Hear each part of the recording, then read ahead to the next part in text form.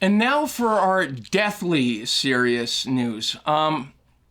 So there was an article published last week on CNN by John Blake. Now, this article is called White Supremacy with a Tan. And if you read it, and I certainly encourage that you do. We post all of our sources in the description for each episode, if ever you're curious. And I certainly encourage you to check out our sources. It's good to stay informed for sure. But if you read this article, then perhaps like me, you'd come to the realization that there isn't a single paragraph in this entire article that isn't wildly racist in some fashion or another. Like not a single one. It's insane. You know, he actually talks about, these are his actual words, he talks about the brown New World Order.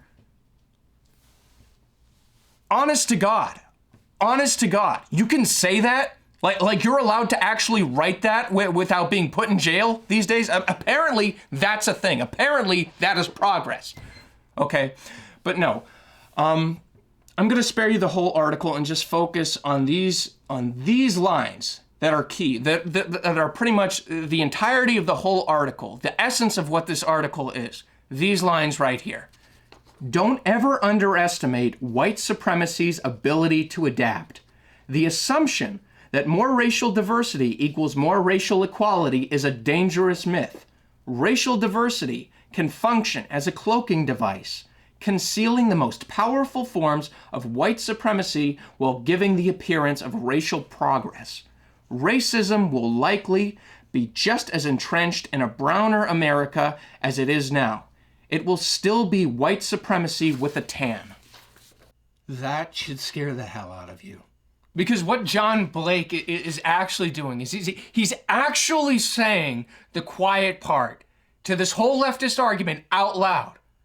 That white supremacy, it's not even about white racists anymore, right? It's not about like the slave owners or the KKK or Jim Crowe, right? All of whom were Democrat, by the way. No, that white supremacy, what it's actually about is anyone who goes against the left, anyone who goes against equity, anyone who goes against the things that he personally believes in, that is what white supremacy is.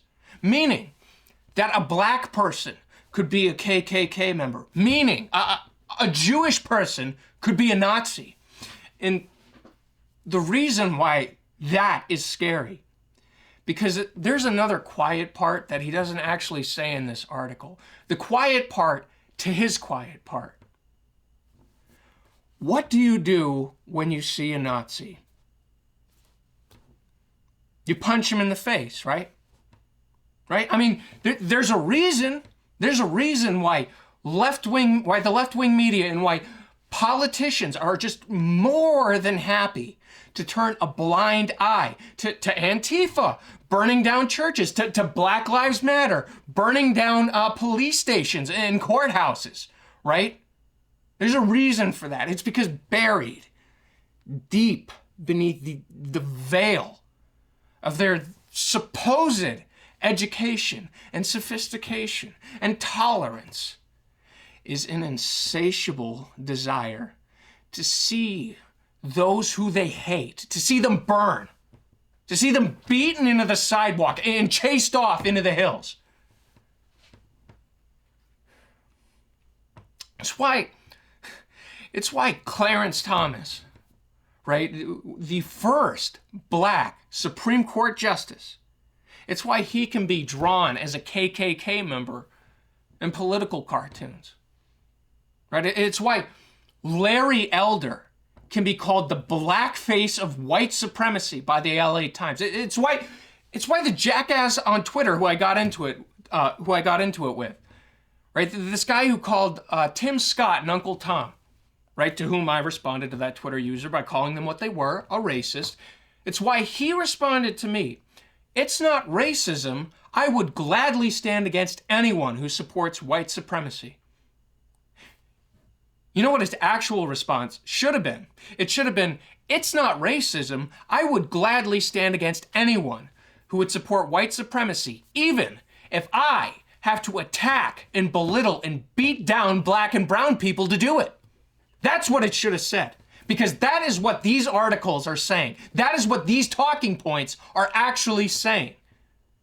It's that to a leftist can call a black person the N-bomb and it would never be racist, so long as they felt justified in saying it, so long as they felt that the person that they were saying it to deserved it, right? That person that they said it to, that they were scum, that they were a monster, that they were less than human. Why does that sound familiar?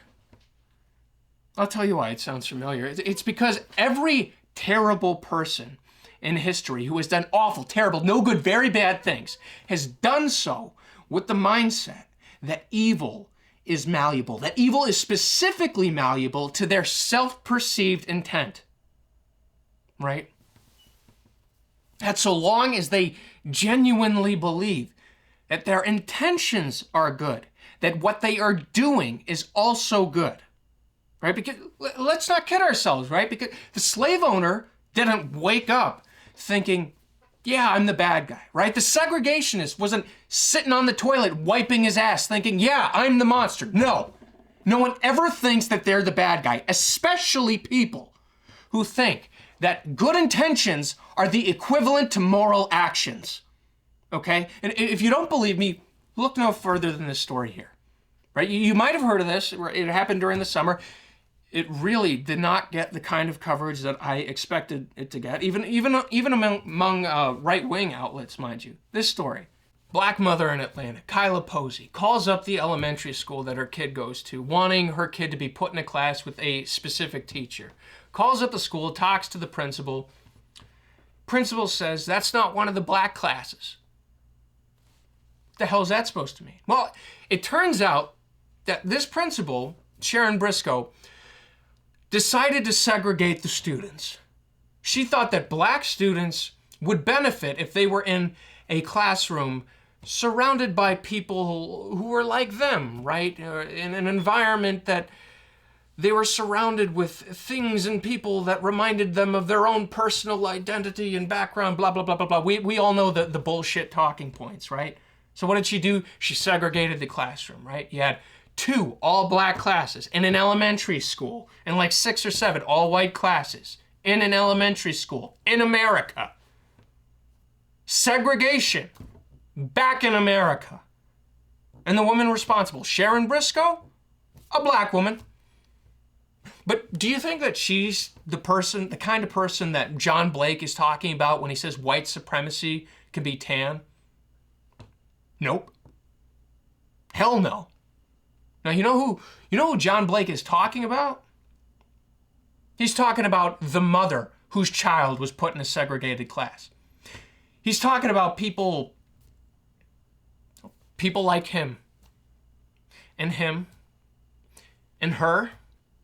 and him, and him, and her, and her, and her, and him, and anyone else who has the audacity to look at their neighbor character first rather than race first. Anyone who has the audacity to hold perhaps God and the truth in their heart and well before government. All right, because the truth is that John Blake and the people who share his beliefs would like nothing better than to see those that they disagree with, people who actually believe in equality, people who actually believe in the principles that Martin Luther King Jr. fought for, to see anyone who sticks their head above the pulpit of truth, of morality and virtue, anyone who sticks their head above that pulpit, that they would have their heads chopped off by SJW dragoons who will ride through the land, bringing equity instead of equality, and progressivism instead of progress, and the assurance that words like virtue, words like morality, that they have been bankrupted of all meaning, and that what we will be left with instead is a man-made utopia of human shame and excrement, right? And that the principles that were once the foundation of this great country, that were written in the precious documents of our nation by great men, that those principles will be stripped away. And those principles laid out in those documents by those great men, let me tell you why those men were great, rather. They were great because they recognized that whether you believe in God or not, right? That there were certain truths, right? That there were certain truths in this book, truths that if protected and upheld would allow for the first utopia that didn't devolve into immense suffering and demagoguery. The first utopia where all men were created equal, where all men knew freedom, and where the understanding of freedom was this, that freedom at its essence was not about being able to do whatever the hell you like. It was about having the right to do what you ought. And that is what they want to take away. That is what John Blake and fricking Sharon Briscoe, that is what they want to take away. Everything that makes us Americans. And they don't give a damn who they have to step on in order to do it. And this article is just the beginning. Mark my words, in 10 years' time, this article will become mainstream.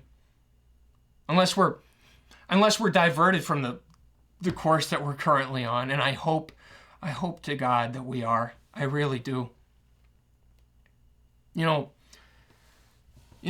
mentioned Monday that all of us have unique talents, right? Unique skills, things that are unique opportunities to us to get involved.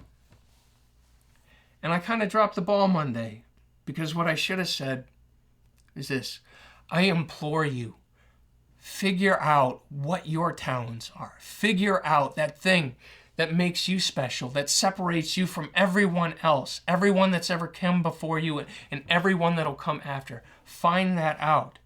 Find your opportunity to stand up, to speak out. All right? Standing up can be something as small as writing a letter to your elected official, to something as serious as running for office, and everything in between, all right? There is no such thing as a small resistance to evil. There is just resistance to evil. And that is what we are facing against. And I know that my conservative counterparts on YouTube and on TV are like hesitant to call it that, to talk about morality, right? But it's like I said last season, the left recognizes that there is power in naming things. That's why they'll name you all sorts of terrible things. But there is greater power in naming things truthfully. And the truth is that what we are facing is evil. And it's on you, it's on me, it's on all of us to do our part together, whatever that might be, however small, however big. It's on us. And I've said it before, I'll say it 1,000 times. I will keep saying that truth.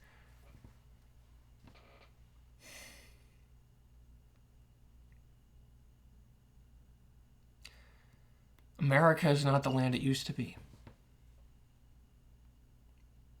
But it could be. And that's what I'm fighting for. Science has proven that every subscription we get adds another wrinkle to AOC's face. So help age that scorpion woman out of office and subscribe to our channel today.